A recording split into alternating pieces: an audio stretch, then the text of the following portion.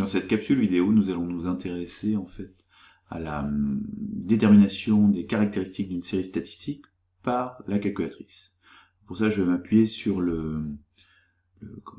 l'exercice que vous aviez à faire sur le club de Clermont, ayant marqué le plus grand nombre d'essais lors de la saison 2013-2014. Vous aviez les données qui vous étaient fournies sous forme d'un diagramme à barres que j'ai regroupé dans un tableau juste au-dessus. Donc ce qu'il faut bien comprendre au niveau des données, c'est que pendant 10 matchs, au cours de 10 matchs, le club de Clermont n'a marqué qu'un seul essai. Et par exemple ici, lors de un seul et unique match, ils ont été capables de marquer 11 essais. Donc le nombre de matchs, c'est ce qu'on appelle l'effectif. Alors maintenant, on va utiliser la calculatrice pour déterminer tout ce qui est médiane, moyenne et quartile. J'ai rempli déjà une première partie. Ça concerne la première ligne, le nombre d'essais. Alors donc ici ça se présente sous forme de colonne. Donc la liste 1 ici c'est les nombres d'essais. Dans la liste 2, je vais indiquer le nombre de matchs. Donc 2, 10.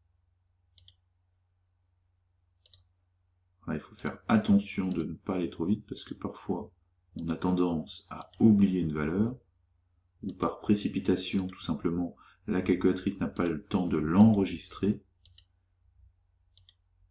Vous voyez, voilà. Et la dernière ici.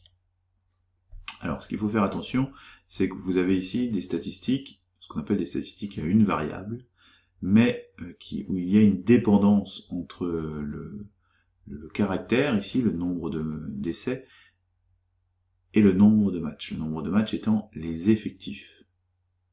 Alors, pourquoi je vous indique ceci? Parce qu'on peut très bien aussi se retrouver dans une configuration où l'on n'aurait qu'une seule colonne. Imaginez vos moyennes, vos notes en mathématiques, et vous calculez la moyenne de vos notes en mathématiques. Vous n'auriez pas forcément de répétition dans vos notes. Vous pouvez avoir 4 notes de mathématiques qui sont complètement différentes, et dans ce cas-là, vous additionnez les 4 et vous divisez par 4. Ici, il y a aussi l'impact de la répétition, puisque si par exemple on prend ici 3, pendant 3 matchs, ils ont marqué 6 essais. Donc il y a bien une répétition, il faut en tenir compte dans le calcul. Et il faut prévenir la calculatrice que vos calculs doivent tenir compte de la colonne 1, de la liste 1 et de la liste 2. Alors nous allons faire des calculs, F2, pardon, et nous allons justement paramétrer la calculatrice pour qu'elle tienne compte des deux colonnes, donc 7. Par défaut, elle ne tient compte d'une seule colonne, parce que vous voyez ici, dans la fréquence, c'est-à-dire la répétition, elle ne tient pas compte de la répétition. Donc de la liste 2, puisque nous on a mis les répétitions dans la liste 2. Donc on lui dit que il faut tenir compte des répétitions et que ceux-ci sont dans la liste 2. Donc on revient en arrière. On sélectionne un var puisque c'est des statistiques à une variable, et on obtient tout de suite nos caractéristiques, la moyenne valant 2,96, l'effectif total valant 28, ici on nous indique qu'il y a d'autres données en dessous, donc on descend,